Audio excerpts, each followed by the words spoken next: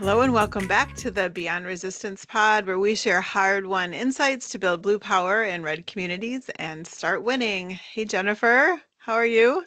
I'm fine. How are you? I'm doing all right. Are you fired up today? A little bit. I know like by the time this airs, we're going to be a good week past the Olympics because I think we're recording this on a Monday and I think the yesterday was the last day on a Sunday. Um, but I'm just really fired up about a lot of things like that the USA women did. Like first of all, Alyssa Liu Mm-hmm. and Mm-hmm. her gold medal performance and just the joy and the fun and the Yeah. and she won after saying you're not going to control me, you're not going to tell me what to do, you're not going to tell me what to eat, all Yeah. this like I'm an adult and I'm a woman and I am not this thing to be broken and molded into whatever you think I should be. It's kind of like showing that there's more ways to win than just the one way that people Mm-hmm. used to think it could be done. So her joy, um, her like, I don't. Okay, this is gonna sound weird, but like if you ever looked at her thighs, they are just like solid muscle, and I love that. She's not stick thin. She's Yeah. strong and powerful, and went Yeah. out there and beautiful. I mean, I just loved watching her glide across and like she would do spinny moves and her skirt would fly out the golden strands of her skirt. The whole thing was just grace and beauty and joy and just I just love every minute of it. I love seeing everybody talk about it on Yeah. online and sharing pictures and moments and different ways that it meant something to them. Um Amber Glenn did not do as well as was expected, but I don't hold that against Olympians. I mean, there's so much pressure and you get one try or two you know what I mean? Like you don't get that much of an opportunity. It's like you have to be on and 110% at this moment. But she is a wonderful person, Yeah. an amazing skater. I love, her and Alyssa Liu both stand up for LGBTQ rights. So I find that very, very important. The American women's hockey team, Yes. kicked ass and just, oh God, they were Yeah. so amazing. And so many other women, Michaela Schifrin. Oh, there's a bobsledder whose name I cannot remember, even though I saw her picture up all the time, like talking about her. There was just a lot of American women that went out there, did their thing, stood up, were strong, and I'm just so proud of them all. Mm-hmm. It's so awesome. I mean, I didn't watch the Olympics as closely as others, but I did kind of catch the results and the videos and the commentary later. Hmm. And I just love Alyssa Liu's whole vibe. I mean, Yeah, just like the joy that she brings, the way that she like supported the other female athletes and who are yeah, skaters too from other countries and I love it as a role model because my daughter is 18 and so like right in the same age as Alyssa yeah. and just like Alyssa has wild hair and some Hmm. piercings and just She's doesn't very give punk. I a love crap. it. Yeah, it's just so great. She just is who she is. And if Yeah. all of our daughters and all of us could just have a little bit more of that, right? Hmm. And I love that. I just love the story and the arc of what that is. Hmm. And she went out there to just perform. She wasn't even Yeah. out there to try to win a medal. And Hmm. the joy and like the process of doing something regardless of the outcome of Yeah. that thing is such an important lesson for all of us as we like live in a society that teaches us that anything less than perfection is not worth doing, especially in Hmm. artistic endeavors. And so yeah, it was a for me it was kind of a boring Olympics in general, right? Just like okay, like here we go again, and but like to capstone that event with some of those amazing things. Hmm. But on the flip side, I don't know if this is true or not, but I'm sure it is. Like I heard that the man who calls himself president somewhere I read that he called the hockey team, the The male hockey men's hockey team, team. to congratulate them on their victory.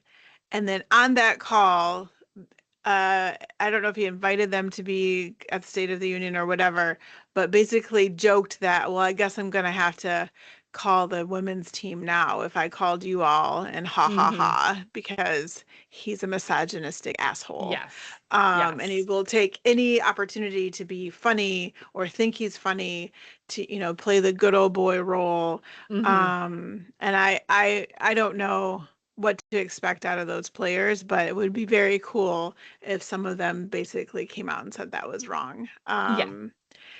Anyhow, so I'm Yeah. not necessarily fired up about that because that's just par for the course, but that's just a little bit of a like annoying like piece to the Olympic story this time around. So the bobsledder I wanted to mention was Elena Myers Taylor, and I'm sorry I forgot her name, but she was pretty amazing. She was fun to watch.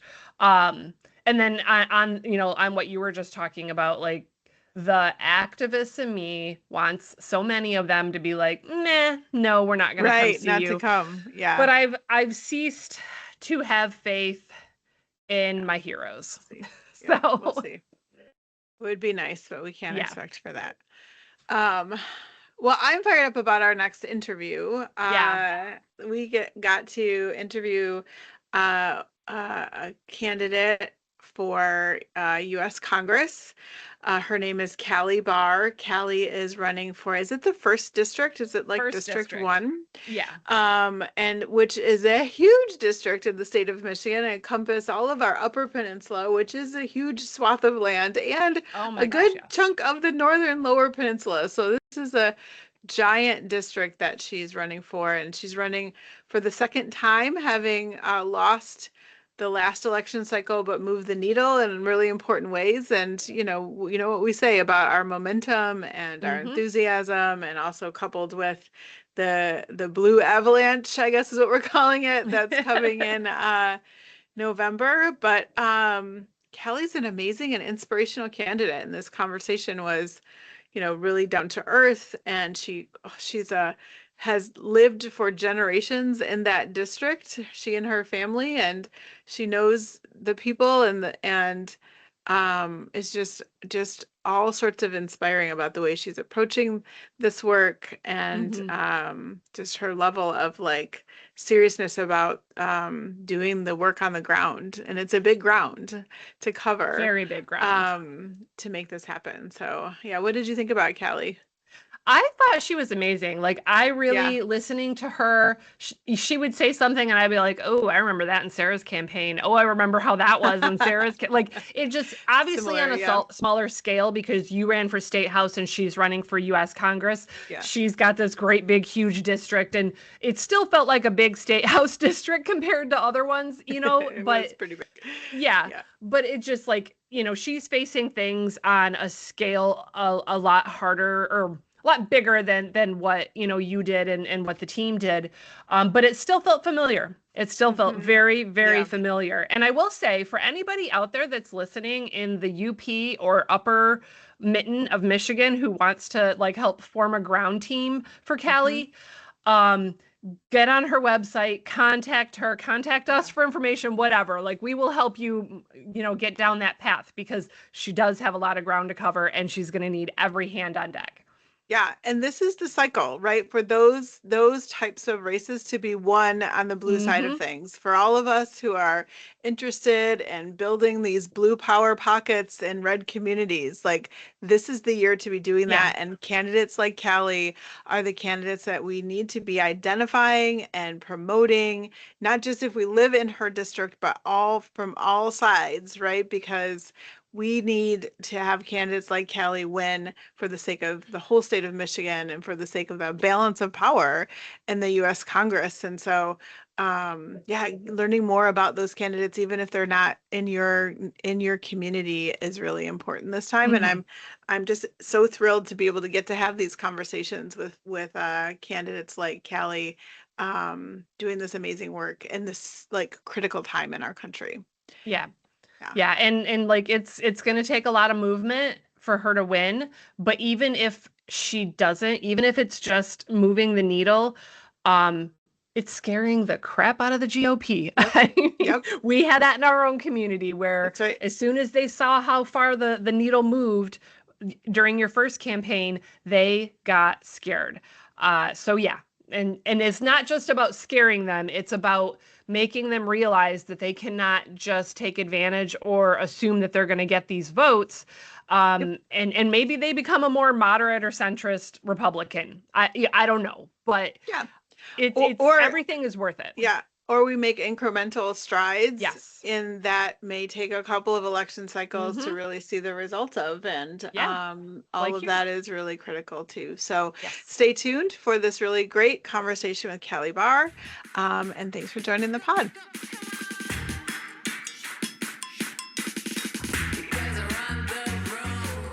Today's guest is Callie Barr. She was born and raised in Traverse City and Sheboygan. She has a BA in secondary education and was a high school English teacher. Brave.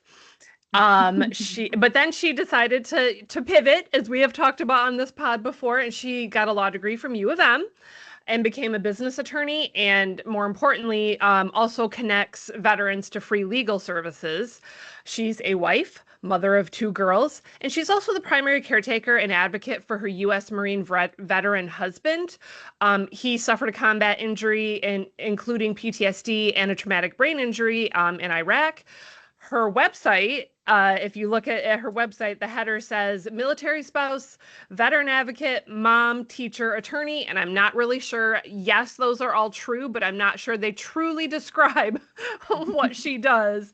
And she's also a candidate for U.S. Congress in Michigan's 1st District, which covers all of the UP Upper Peninsula, for those of you who are not, Michigan natives, and then the top 20 or so counties in the Lower Mitten. So it's a very geographically large district.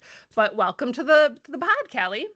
Thank you so much. Thank you for having me. Welcome. We are so glad to have you here. And just so you know, I have had multiple people reach out to me and be like, when are you going to have Callie on the pod? When are you going to have Callie on the pod? I'm like, she's on my radar. Everybody calm down. But is there anything in the bio that I didn't include that you would like listeners to know about you? Oh, thank you. I'm a mediocre violin player and I love to bake. So cookies all day long. That's if you have cookies, I will be there. That's our main draw for all our events, right? Cookies with Callie. Yeah, no. That's awesome. I always say that I'm a mediocre watercolor painter, so maybe we should get together Oh. and be mediocre at the same Well, Well, time. I feel like mediocre watercolor is a lot easier to handle than mediocre violin player. You're taking some risks. But really, she's You're not just- mediocre you're when it inviting comes to me. watercolor, though. That's awesome. That's awesome. I But, have 2 violin players in my house. I don't know if they are mediocre because they're my children and I'm biased and I have no idea. I don't know what to compare that to. well, I think the pursuit of arts is good, no matter how mediocre. So that's really great. All right. So, first question. So, Callie, you're running against a Republican who shall be nameless, who's been in Congress for going on his 10th year, and right. you're running against him in your district.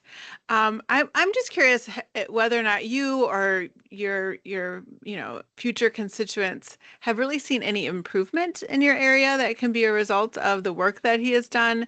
And I'm wondering if, after 10 years, if just like the need for that kind of a change is what sort of motivated you to decide to run for Congress.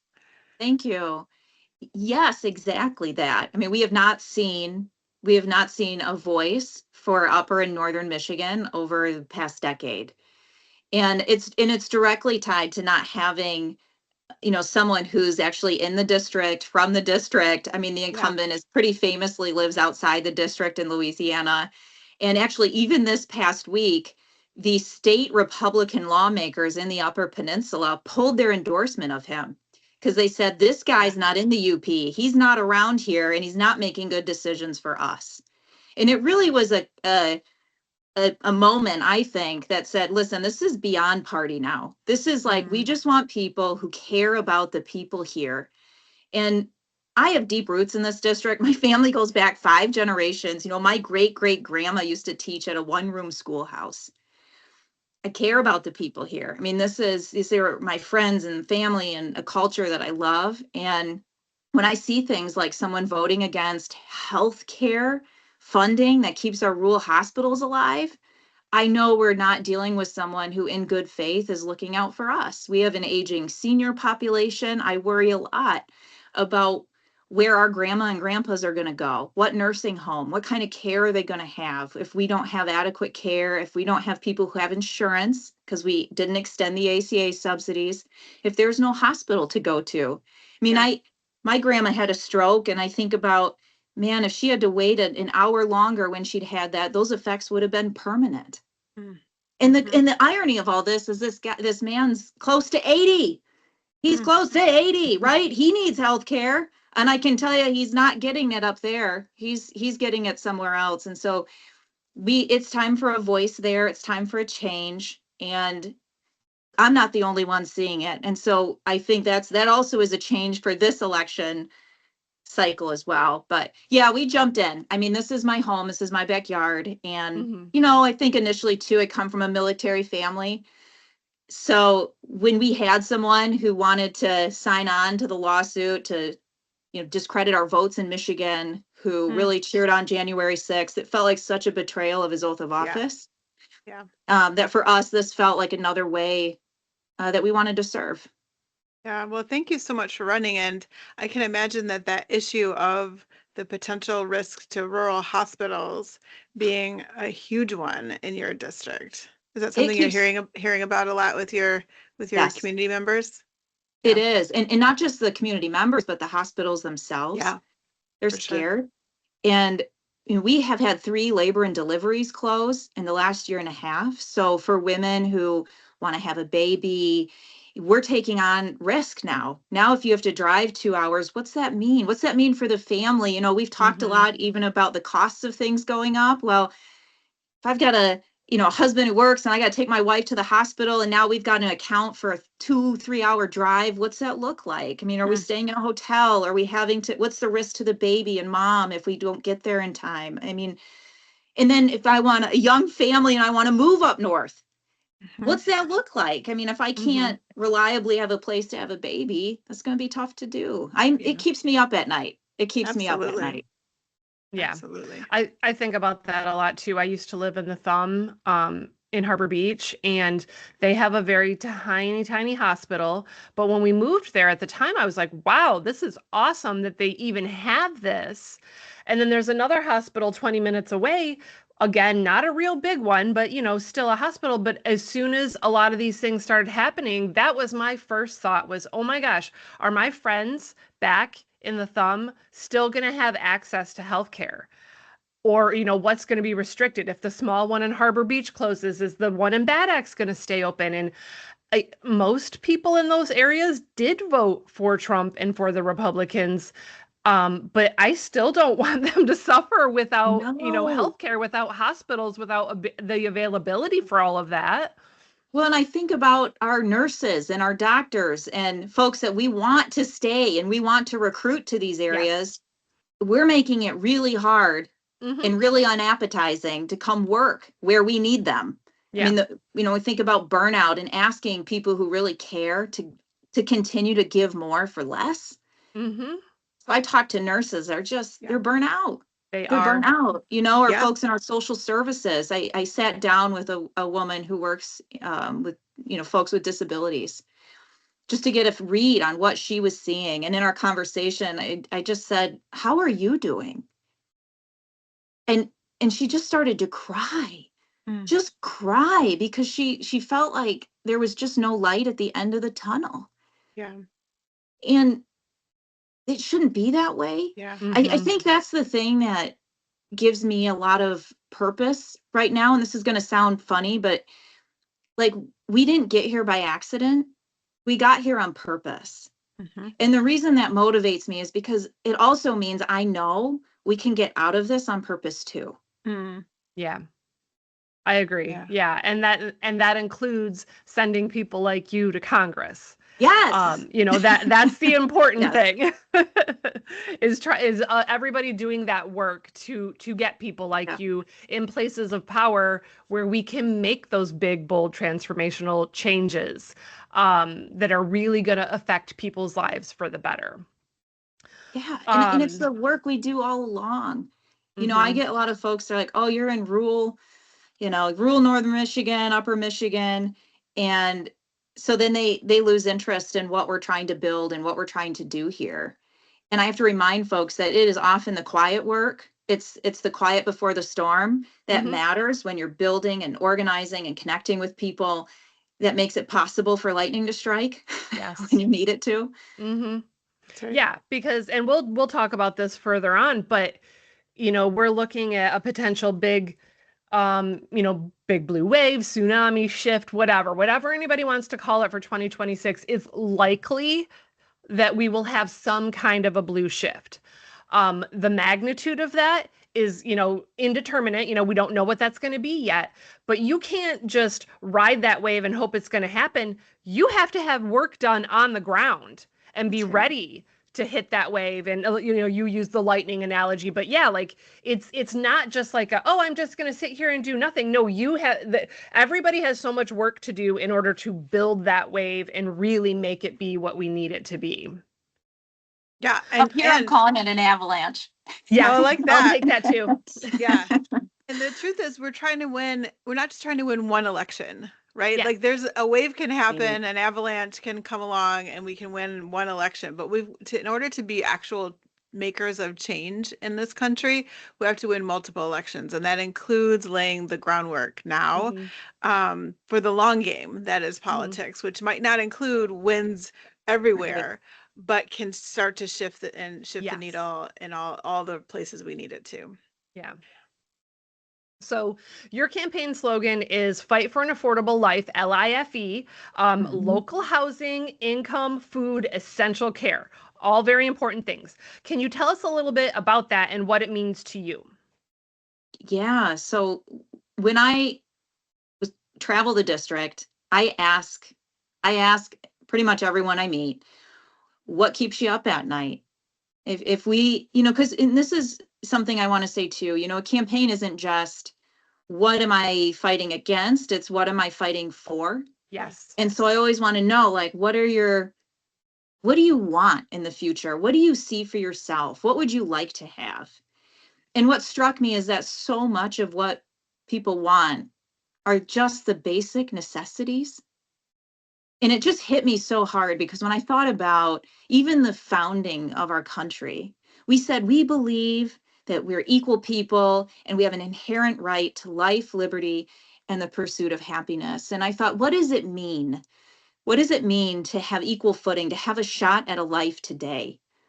And it really, to me, comes down to economic justice. It comes down to an affordable life, and life's an acronym. It's local housing. We see this housing crisis all around us. It definitely impacts this district. We're a tourism economy. We see a lot of short-term rentals, and we have to balance that with having housing that for folks who live here year-round. We look at it with our seniors who are stuck in houses where they can't age in place. Yeah. And so then our families that are growing don't have homes to grow into. So and it's hard in my district to have grant writers. We often don't have the expertise for folks to have access to federal programs and grants. I never even thought of that.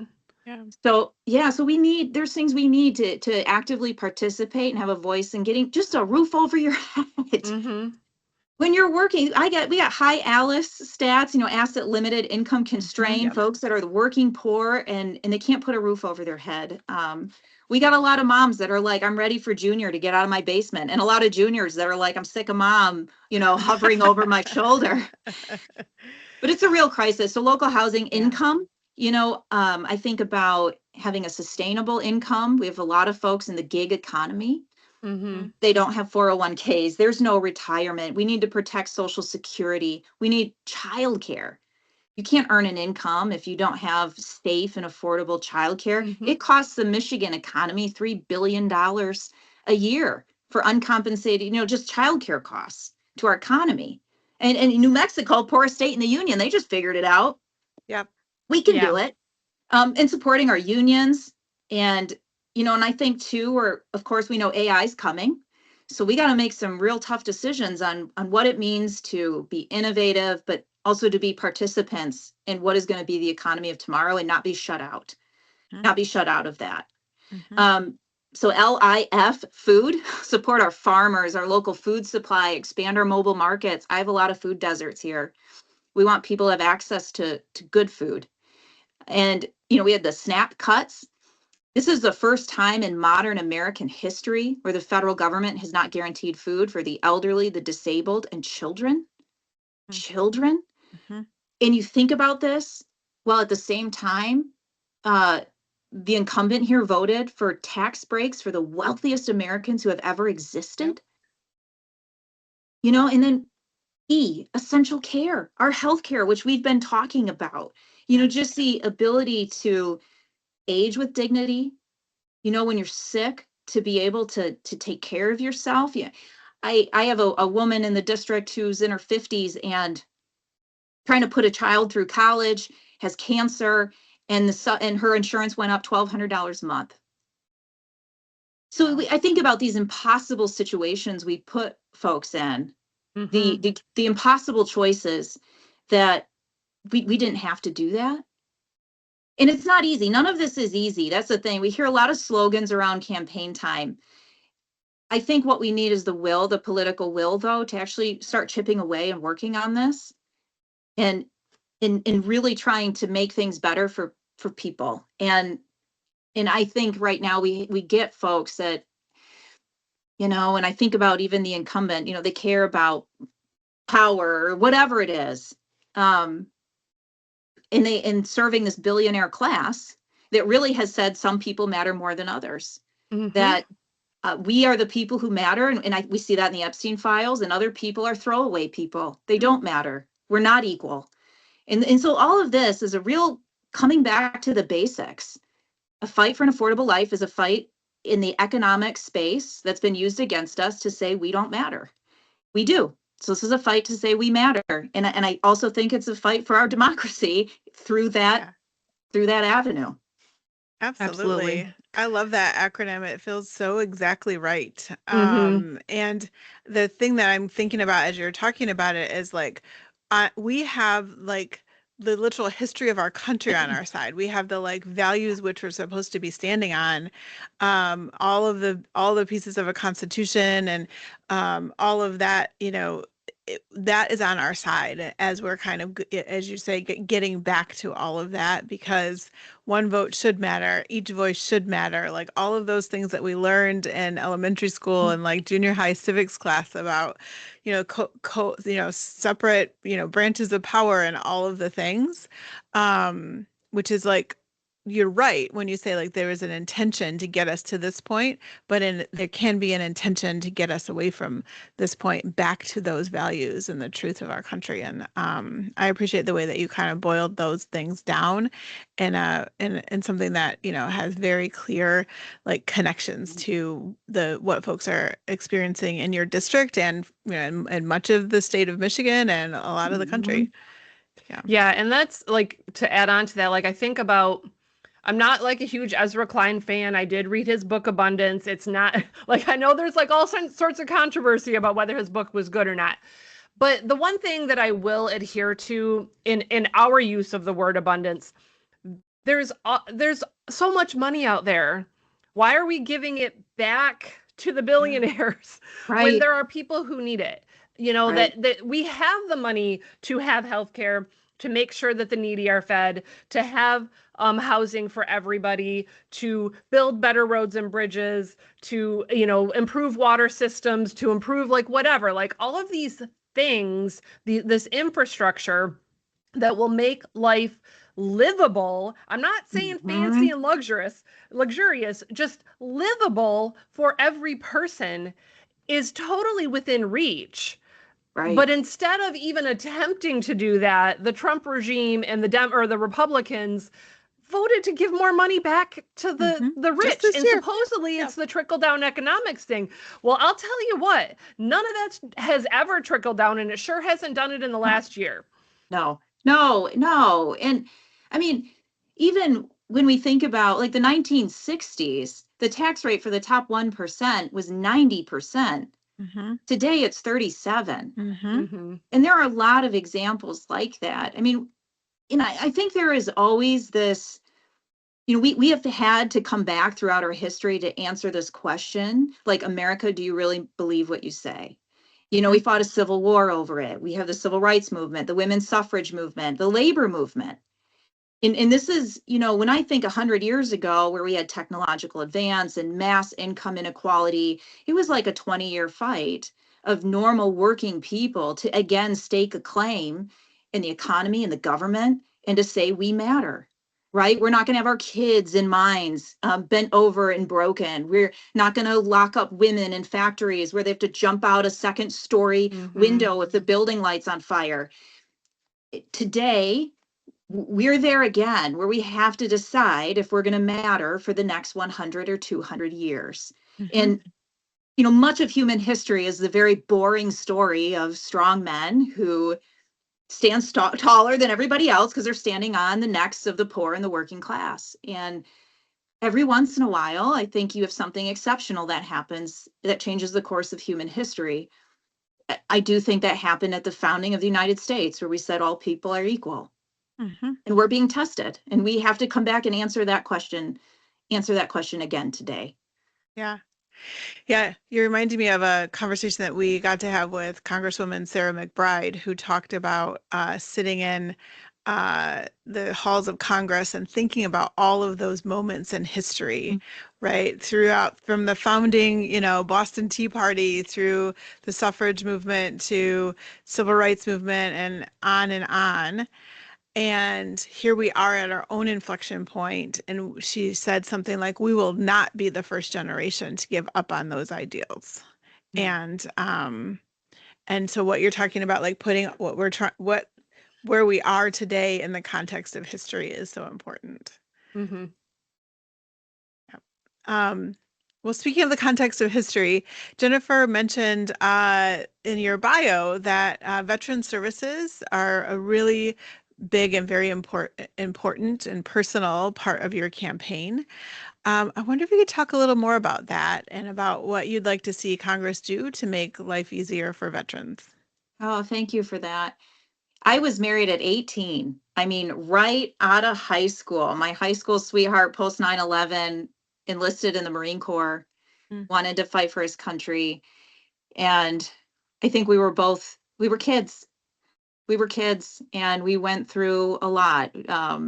Couple deployments to Iraq, deployment to Afghanistan. He was in for over 15 years. And that experience changed us. It changed us, what we felt like it meant, like, to serve, and the men and women who sacrificed a lot for this country. I have a very close friend who lost her husband. She had 2 kids. And I just remember being with her, and, the question that really hung in the air there when he didn't come back off that ship was, does it matter? Did this matter? And I just believe that the choices we make, that everything we do right now in this fight, we're answering that. Like, do these sacrifices, all the steps that came before us, how we honor that, how we make that matter and continue to matter. And so I've spent a lot of time too, just making sure that we take care of those that were willing to sign the line for us, willing to, take care of one another. Because that's the thing too, when you get in these conflicts, and I don't care what they are, at the end of the day, it's a brother taking care of a brother, a sister taking care of a sister. And there's a love there that, is bigger than anything. I say that it's our love. It's another. So what do we do to take care of our veterans? We need to fully fund the VA. Absolutely. And not play games with it. I had the incumbent say, well, we're going to hold to our earlier funding levels. Well, that's not fully funding the VA. We need to make sure that folks can file for their benefits and get the full benefit for themselves. Right now, the incumbent is pushing to have for-profit companies file claims for veterans. as an attorney who's worked in this space, that is a bad idea. We're going to have a lot of claims sharks coming after our veterans, and that will not be good. I would love to see our veterans get concurrent receipt of their military retirement and their VA benefit. Those are two different things. If you're in the military, you'll know what I'm talking about. But there are ways in which we promise things to veterans, and then on the back end, we take pay away from them, or we make it difficult for them to realize their full benefit. I'd like to fix that. We did see in this administration that there was some language changed in the VA medical bylaws, which would allow doctors to not treat certain veterans based on their political affiliation, among other things. I've not seen that happen. I know veteran advocacy groups really raised red flags on that, and they said, "Oh, we're not going to you're misunderstanding." But anytime someone changes language and says it's not for no reason, I'm cautious of that. Yeah. So I'm really paying attention to that. We have mental health care services that our veterans need. I would love to see that becomes more readily accessible. And it's tough because we need physicians and we need doctors, and none of these things are a very easy fix.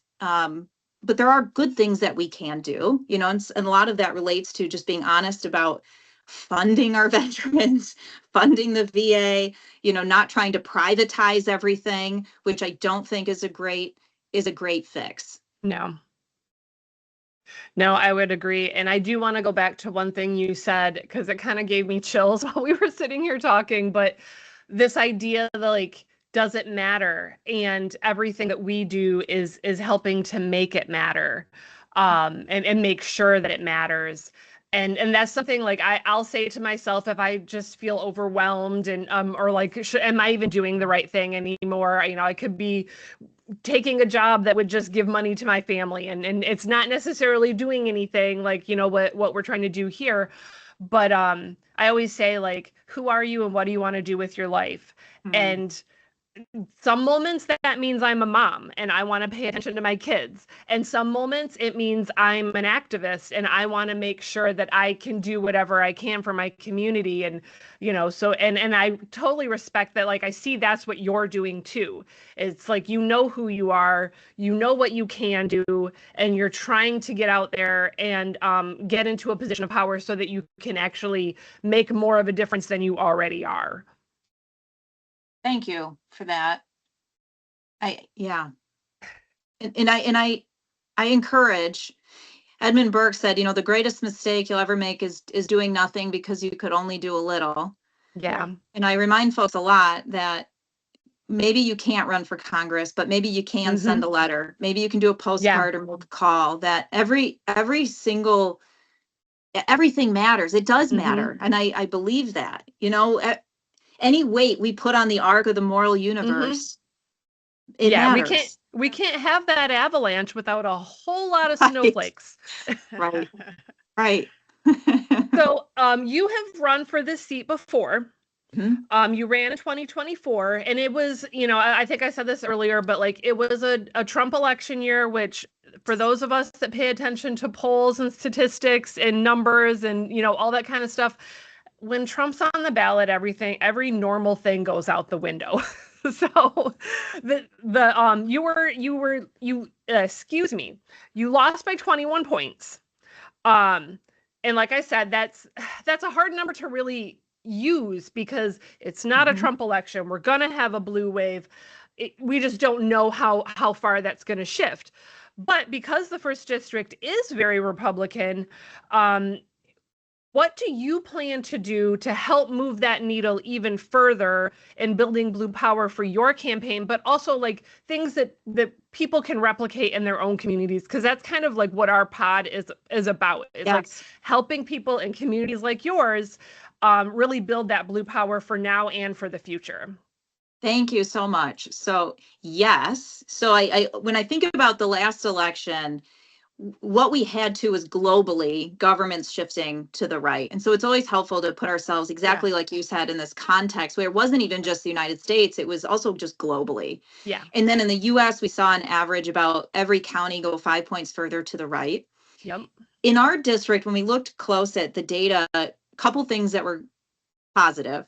even if we're looking at small margins. So in 90% of the counties that carried from the last presidential to that one, I moved further to the left for that congressional race. Awesome. So it was good, even if it was by Yeah. small amount. And we're talking a lot of counties because I've got half the state of Michigan. You really do. We It is we huge. we flipped Leelanau County, and we also increased our raw vote total by about 40,000 votes. So for the past 15 years, any Democrat who's run in this district has gotten about 140,000. So we increased that to 180. The only Democrat to get more votes than me in this district was Bart Stupek in 1996. So we knew when we were talking to people, there was some movement, even if it was slight, and that matters. And so coming into this election, what I really saw is that we could continue to build off of what we had created in the last 2 years.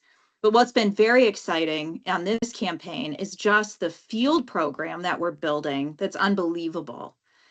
And a lot of grassroots on my campaign, team members that live here, from here, and they're like giving their heart and their soul to this campaign almost full time. I mean, we have a robust campaign team. I have a literal NASA scientist working on our technological stuff. I have a social media team. We've got a retired Navy commander who's helping with fundraising and events. I have a campaign manager who's 22 years in the private sector working with startups and HR, a nurse who is a charge nurse and just working with us. I could go on and on with how proud I am of the people we brought on board. But what that means is, we have like 15 field captains, almost 400 volunteers. We're already making get out the vote calls.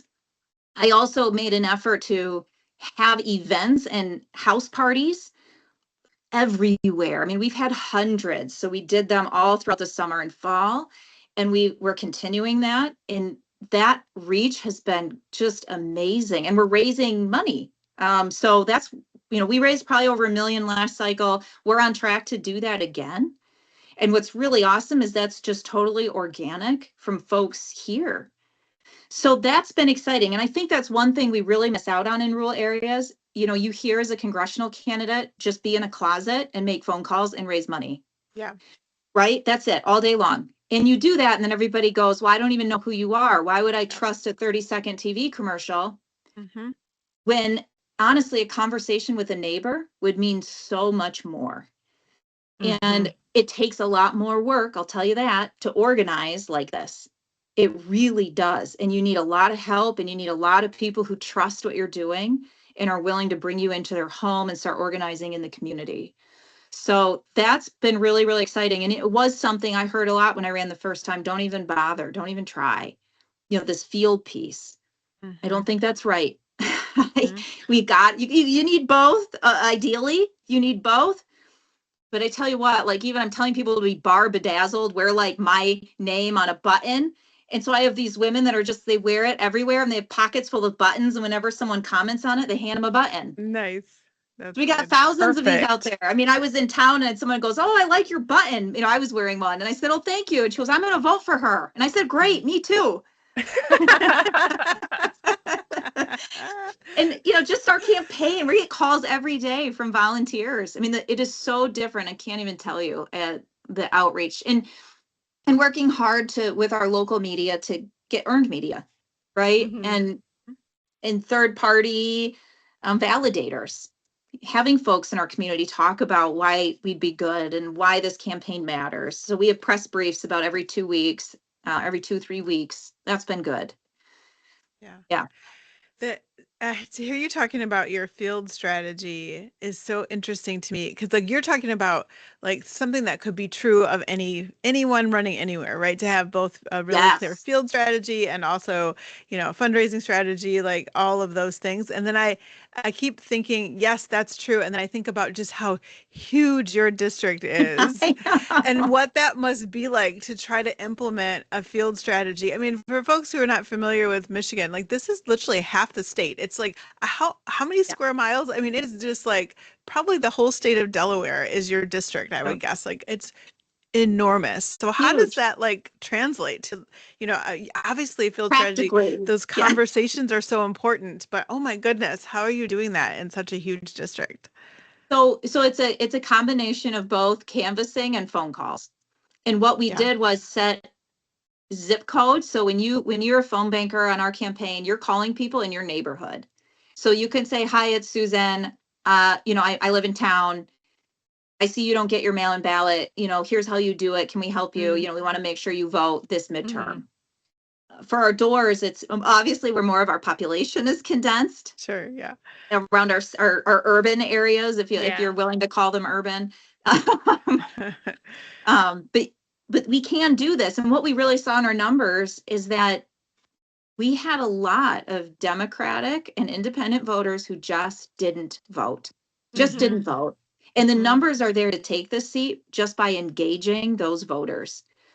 And so this is an all hands on deck, full court press to say, get your ballot mailed to you, make sure you vote this midterm.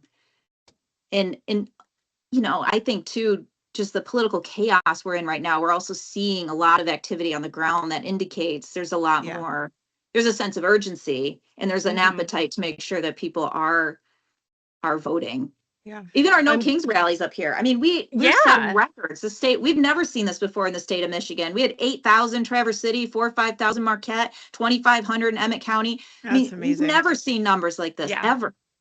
And that's one thing. So two things there. One, I like when we first started this podcast over a year ago, and a lot of like the bigger political podcasts were like, where are the people in the streets? Why aren't they getting out there? And I'm like, dude, we are. You don't know it because, every single little town is having 100, 200, Yes. 500, 2,500. Like we were Yes. out there. We just weren't, you just weren't seeing it. But yeah, just Well, that frustrated me. and what lot. it takes to be out there in an area where you feel outnumbered, where Yeah. folks didn't feel safe. I mean, so Yeah. what it means for someone to come to a No Kings rally in a small town Mhm. in northern Michigan or the UP, they called their families before they went out and said, if anything happens to me, here's what you Yeah. need to do. And those were the conversations people were having before they went out with their sign. Yeah. So that's the tip of the iceberg. There's a whole lot more of silent support behind that. Mhm. Yeah. And the other thing I wanted to highlight that I forgot while I was talking, I cannot keep two thoughts in my head at once. It's that 50-year-old woman thing. But the turnout. Before we got on here, I was diligently looking for turnout numbers to see like what percentage of your voters, and I could not find them because I was going to ask about that. So I'm really glad you brought that up. I kind of assume that there are a lot of people in that district that don't vote Mhm. because if you do lean blue, you're like, what's the point? We're not going to do anything up here. And then there's a lot of people that just feel like government does not work for them. So they need a candidate that they trust to go to Washington and to give them that desire to even go to the polls. Right. So I think you can do that, and I hope you are able to. I hope a lot of people come out and help you on that ground game because it is important. Yes. Well, and I think it goes along too with having folks who feel empowered to vote for something and not just against something. And we see that in those numbers. We had a lot of folks come out to vote for Trump, frankly. They were they were highly motivated. Yep. And I think if you're working towards something, you're much more highly motivated to get out and vote. Yeah. For sure. Yep. I mean, and I have to remember, people forget, I had young folks on my campaign team that were like, can you believe these nominations? We got like, the wrestling woman in charge of education and the brainworm guy with the CDC, like what's happening? And I said, well, this happened last time. Yeah. And I remember she goes, well, I was in 6th grade. Yeah. It's like, you don't remember what the kind of chaos and, like destabilizing environment that was created and is now. Yeah. Yeah. Yep. And I really think going back to those smaller protests in like more rural, more historically red communities are even more important than the like big protests in really blue urban areas, because the thing that we know to be true is that despair grows when you're lonely, when you feel like you're the only one. We hear about these people all the time who feel like they're the blue dot and they're only, they're very conservative area.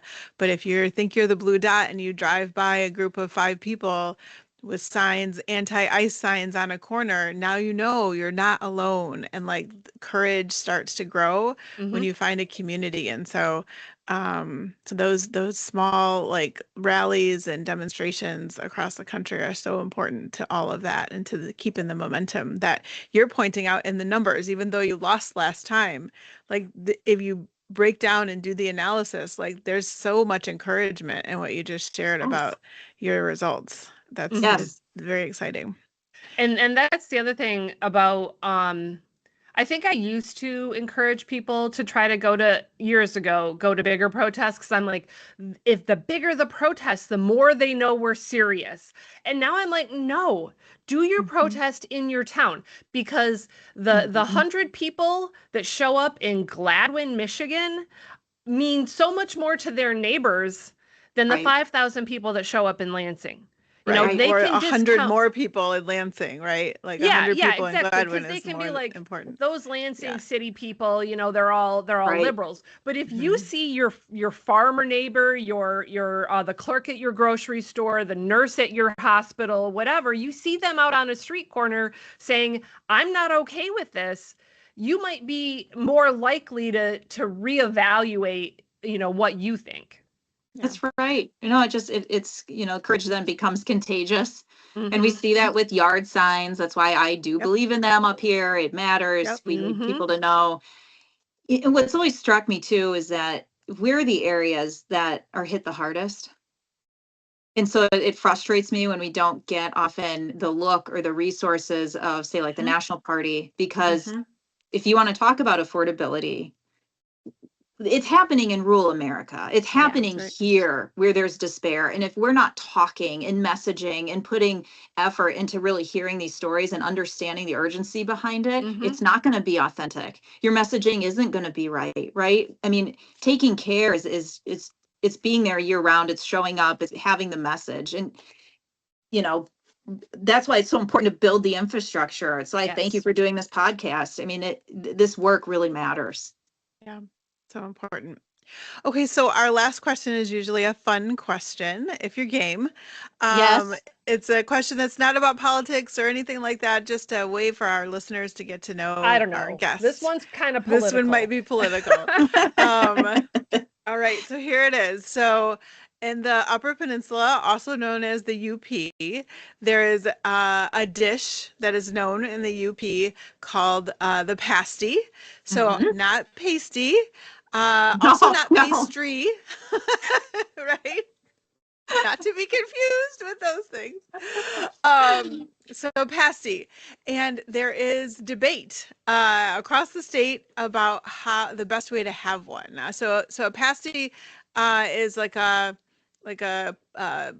pocket, like a dough pocket that has meat and potatoes and other vegetables all in a pocket. Okay, so I'm going to tell you, it's rutabaga, onions, carrots, potatoes. My husband puts venison in it.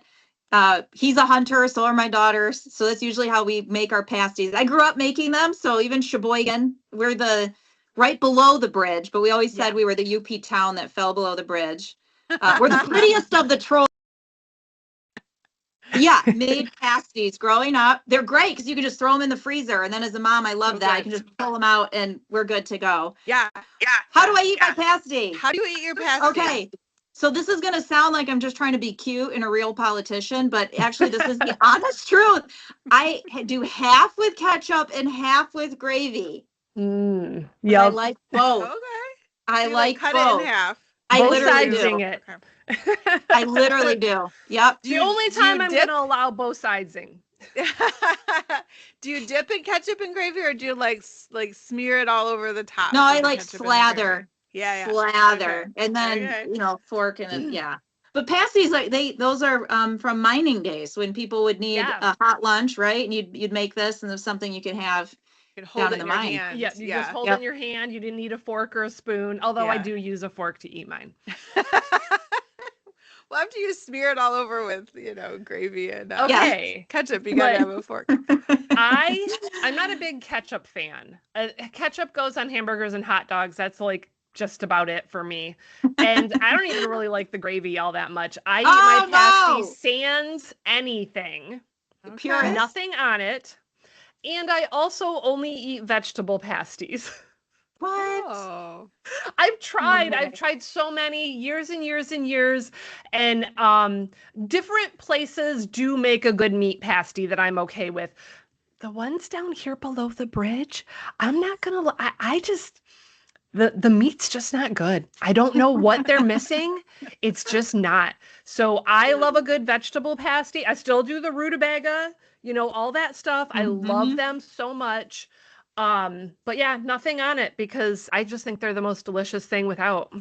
I feel like I want pasties for dinner tonight. But so the way that I eat my pasty is I love a venison. I can't find a venison. You can't like buy a venison pasty. I don't know anyone that makes them. So I've had them Yeah, I don't- before, but Okay, that's Sarah, my you gotta favorite. give me your address and Oh. I will mail you some venison pasties. We'll I freeze will. them Yeah. and we'll get them Don't think to I you. won't. I Yeah. absolutely will. But when I'm up in the Upper Peninsula and getting pasties, I usually would like them without anything unless they're really dry, and then I feel like I need a gravy, not ketchup ever. There is a place in Munising, kind of right by the ferries. I don't remember what the name of that place is, but they have really great pasties, and if you ask them for gravy, they will tell you no. It's funny. People are so like, They're like, "That's gravy? not How yeah." dare you? Ketchup? How dare you? Like, just tell me how to eat it. I'll eat it however you tell me. Right. Yeah. So if it doesn't need the gravy, then I would prefer that, but I'm happy to put gravy on if it's too dry and it needs it. So The thing that my son does that annoys me really bad is so like, we'll get pasties and we all eat it. Most of us just eat them like by bites and like dip or, put a little bit of ketchup on or gravy and then eat. My son rips open the top, kind of pulls it apart and just smears ketchup all in it. And the thing that he's almost 18, so I don't have to worry about this as much anymore. But it used to be he wouldn't finish the pasty. And then we were like, nobody else wants can this. eat this now. It's like operation. Yeah. Yeah. And Sounds like it. a very bloody operation with all the ketchup. So yeah, but I bet he eats the whole pasty now, though. now he's almost 18 yeah. and he eats the whole pasty. Yeah, as a mother of a teenage boy, I'm sure that he eats the whole pasty. Awesome. All right. Well, now we know what's for dinner, and I will be sending you my address, Callie, so that I can get some venison pasties. It's been years. It's been probably 20 years since I had a venison pasty. Yeah. Yes. We process our own meat. Like it's awesome. good. It's really good. Yeah. That's awesome. It sounds amazing. Well, Callie, thank you so much for joining the pod for this time. And as you're trying to do all this coverage for such a big district, for you to spend a little bit of time talking with us and our listeners, we just really appreciate it. How should we direct people to find out more information about your campaign?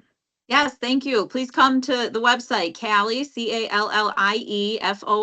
Congress.com. You can get involved. Please sign up to be a volunteer. You'll get a call from someone on our team and we'll get you right in so you can help us. If you can donate, please do. We need every single dollar we can get. And just want to thank you. Thank you very much. Yeah, thank you so much.